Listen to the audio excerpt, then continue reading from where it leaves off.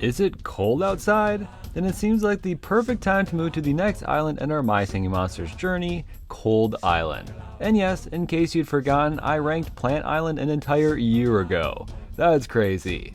The main reason I haven't continued the series was that I didn't really like how the first video turned out, and if you don't remember why, then good. Do not rewatch it or you will cringe, I promise. My goal today is to go through every Cold Island monster, talk about the design and contribution to their incredible song, try to be much less annoying as I was last time, and of course, we'll rank them too.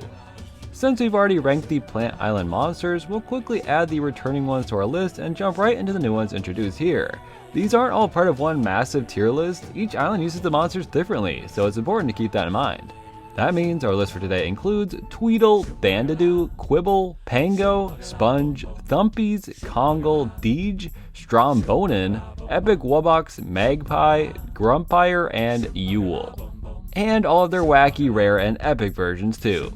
Now without further ado, let's find out which the Cold Island monsters should never be feared, and which ones nobody likes because they are weird. Let's quickly recap the returning monsters from Plant Island and where they're going on our Cold Island list. Mammott is not only classic, but starts off our incredible bassline for the song. He's staying in S tier. Potbelly on the other hand really doesn't add much. I'm kinda thinking D tier. Toejammer only sings for like a total of 4 seconds as well, but it feels a tiny bit more impactful. C tier. Octopus combines with Potbelly's part really nicely, let's say B tier. And Furcorn does an even better job of it. He's going all out and I love it, A tier. The Maw is barely used alongside the Toejammer, so we're back to C tier. And everyone loves Bogart as I've learned, and they're our first monster to play the intro to the song, A tier.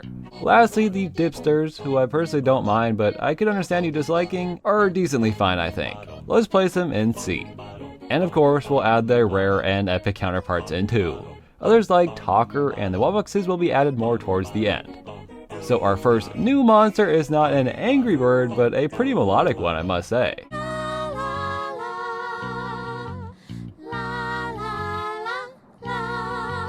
Such an angelic voice. I have no idea how it's harmonizing with itself, but it sounds good, so I really can't complain. I love the design though, it really nails that classic My Singing Monsters look. It's mostly a bird, but those few differences make it so unique. If you've ever seen the concept art for Tweedle, you'll get a glimpse of what going way too far looks like. Tweedle is just simple in every sense of the word, especially because it really only gets to sing for one part in the song. But unlike Potbelly, it's the most important monster of their respective section, so I think it's fair to give Tweedle a B tier. I wouldn't take my rare and epic rankings too seriously. They're completely opinion based since they don't sound any differently to the main monster. I managed to snag a rare Tweedle actually, just before working on this video. Compared to most rares, I think they did a pretty great job with it. A high C tier, I think.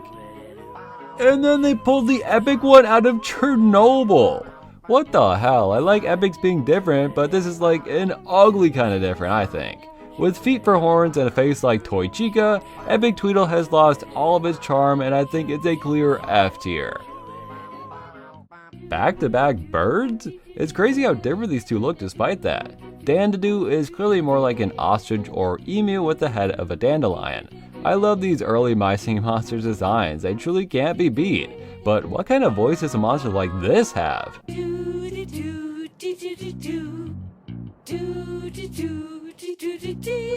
Honestly, I wouldn't have guessed that.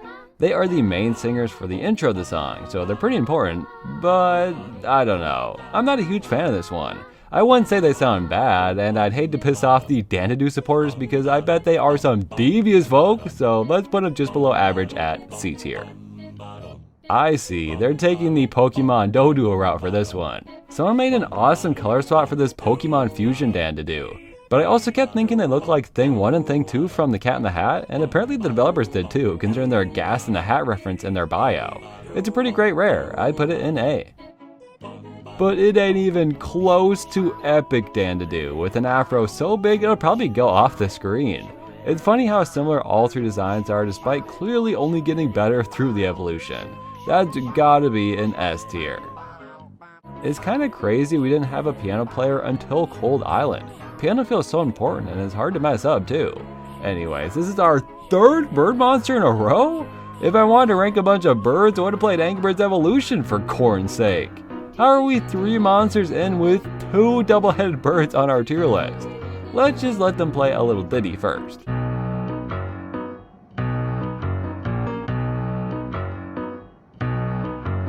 What did I tell you? There's no messing up with piano. It's incredible! I love how they're like those little desk toys, pecking each key one by one. Their name is Quibble, as the birds often butt heads. One rebellious pink-haired bird and an even more rebellious green brother. This concept is so much more fun than some humanoid monster sitting at an actual piano, but I still don't think I consider them top tier. Let's put Quibble in A tier then. The rare Quibbles are pretty different. Apparently their beaks are just shorter, so they wear beak extenders, and a beautiful rainbow colored keyboard really helps them stand out. It's a bit much for me though, I'm saying B tier. And epic Quibble, Jesus Christ, I think this thing ate the bird. This is such an insane one. The birds had such concrete identities, and now this imposter completely replaces them. I gotta say though, if this is what the normal Quibble looked like, I'd honestly still think they were awesome. It's creepy, don't get me wrong, but in a great way, unlike the epic Tweedle. That's an A tier. I'm actually gonna lose my mind, people. I didn't realize it at first, but Pango is a freaking penguin, aka our 4th bird monster in a row! I'm not mad, I'm genuinely just confused why there's so many of them. Whatever, I'm pretty sure Spunge ain't a bird, so the coast is clear from here on out. I'm pretty sure Pango isn't even trying to make music, by the way. I think he just might be cold.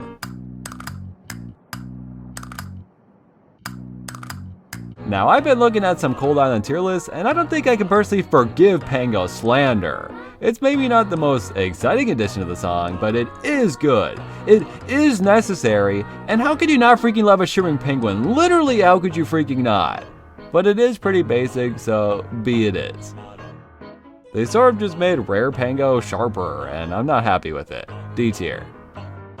And then they took it too far with epic Pango. He's completely frozen over with a big old Care Bears ice cream belly badge front and center. I hate his big fingernails and toenails, a lot. And maybe he doesn't deserve the bottom tier, but it's so all over the place, it probably should just go in F tier. If you've never seen Spunge before, what kind of noise would you have expected it to make? Because I don't think my first guess would have been whistling.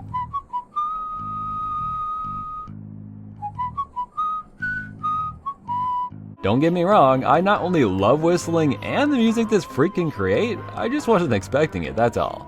I think that's partly due to the design of this thing. It's as generic of a monster as I can get, frankly.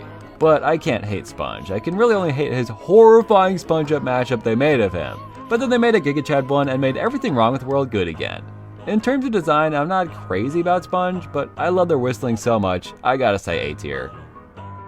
Rare Spunge could not be a better example of the trend most rare monsters follow. They just duplicate their body parts, change their color, and call it a day. Other than the mouth, Rare Spunge just copy and pasted all its appendages. And it's still green! It's boring, D tier. Thankfully, they made it all better with the epic one. Our purple monster is just always amazing. I love getting to see its skull underneath, that's so awesome. I don't really understand why this one also needed a SpongeBob mashup, but there it is, I guess. I'd put it in A tier too. The Thumpies are pretty cute in this game, thankfully, but there are some horrifying depictions of these furballs. This is stuff of nightmares. The timpani is a really satisfying instrument to listen to, so they sound great.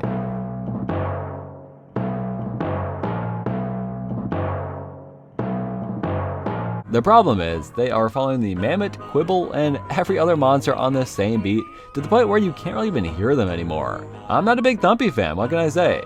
We've had a lot of mid-range monsters so far, so let's put the Dumpies a little lower at D tier. Its rare variant is quite spooky, with an undead green ball and a blue mummified one with a pencil stab through its brain. They're fine, I don't think this is really any better than what we had though. D tier.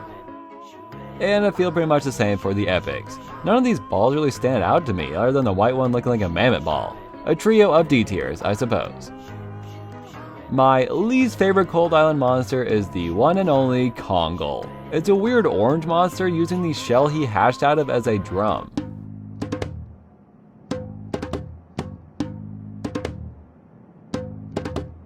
It's sort of just a more bland version of the Thumpies. Besides, have you seen this thing standing in My Singing Monsters playground? He is just orange, that's his whole character. I'm not a fan, he's gotta be an F tier. I don't get a lot of rare or epic variants naturally, but every time I've tried to breed a Yool, I just get a stupid rare Congle. I've had 4 at the same time on my island. It's getting stupid now. And I can't even recall how many I've sold. Anyways, he looks like the alien from Chicken Little to the T with some green wings. I'm just sick of the guy now, F tier. And I'm glad they tried something very different for his rare form, changing the main color for the first time, but it still just looks bad, right? I do think it has a bit more personality, so D tier, why not? Finally, we have a character who really adds to the song. I never realized it before, but the Deedge is doing a lot.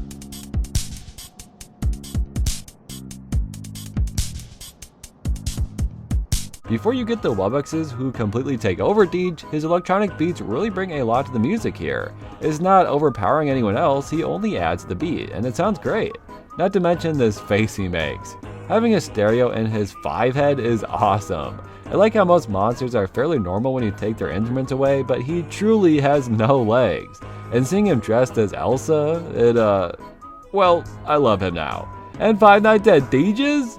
It's no question, dude. S tier. What's with these rainbow instruments? Rare, Quibble, and Deedge are true LGBTQ icons. I honestly like all the additions here. S tier. And Epic Deedge kinda ruins the streak for me. I don't like his gumdrop beats, I don't like his pig nose or fish fin, and they replace his speaker head with an eyeball? That's it! D tier! I'm a sucker for brass instruments. Trumpet, trombone, my one true love, the baritone, they all sound so good to me. And I think it's a real shakeup that this song needed to bring it over the top.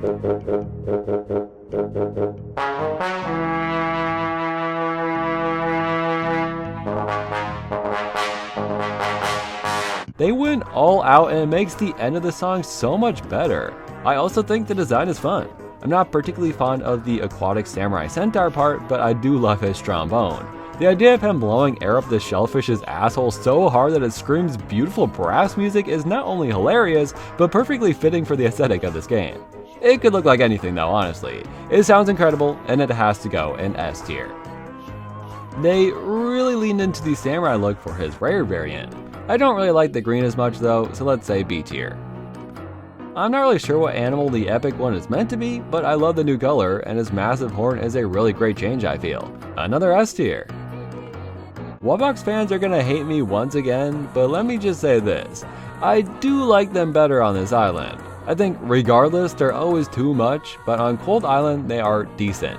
I know that the rare Wubbox sounds different to the basic one, but to me they are equally C tiers. Now Epic Wubbox, who is so much less overpowering than its brothers.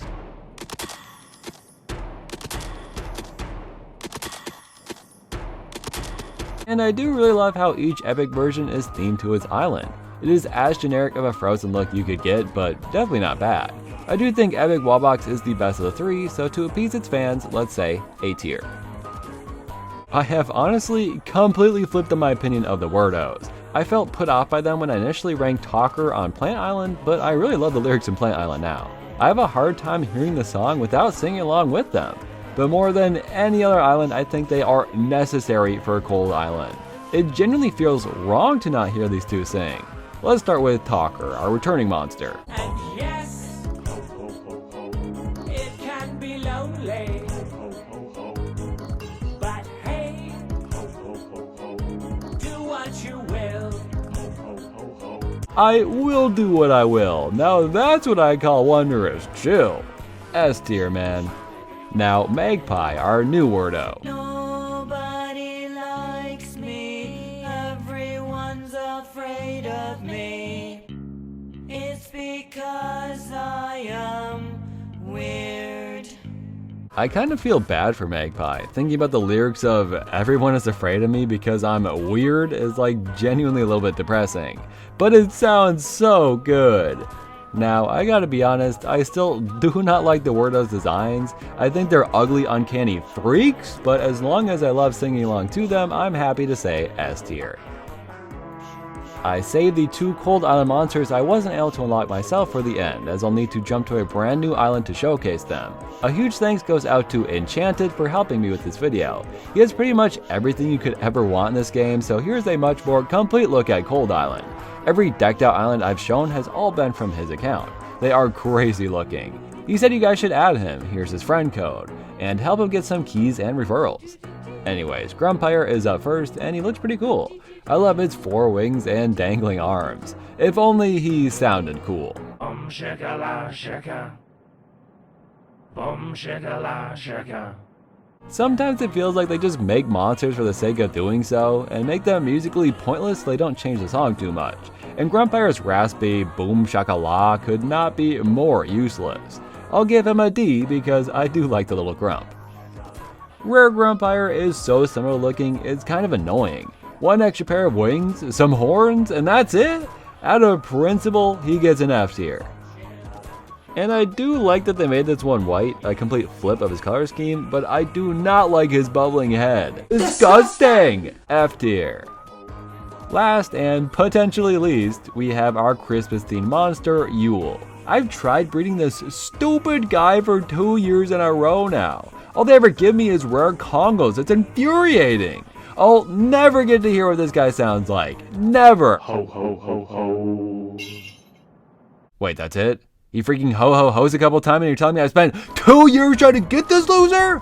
And yes, I know he's only available at certain points in the year, so it didn't actually take 2 years, but here I am 2 years later with no Yool. Call me a Scrooge, I don't care. He sounds crappy, he looks crappy, and he refuses to be born on my island. F tier!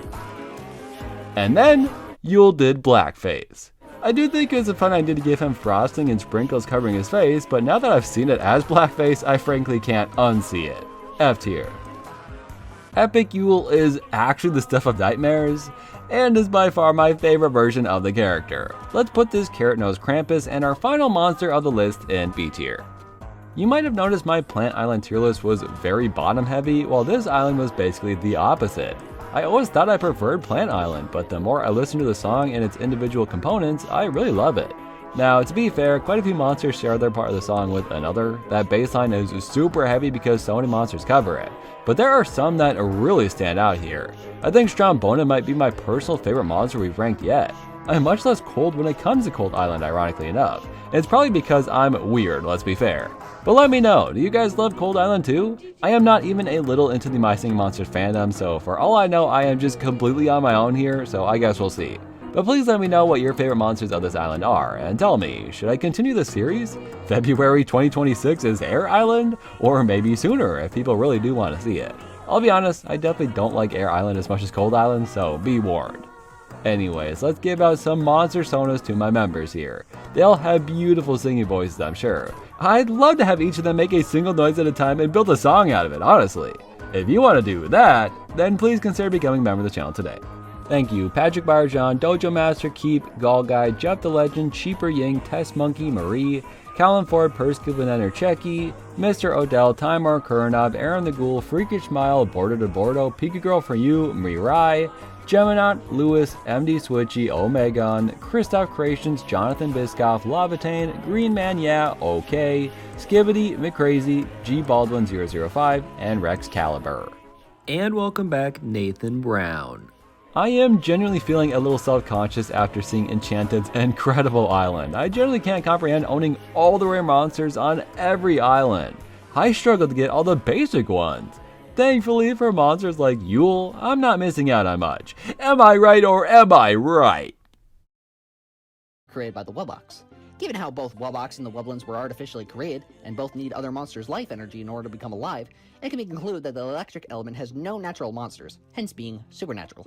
Everything for the Celestials seemed to be going good, and Starhenge is implied to have been operating perfectly fine during the events of My Singing Monsters, up until Starhenge crashed.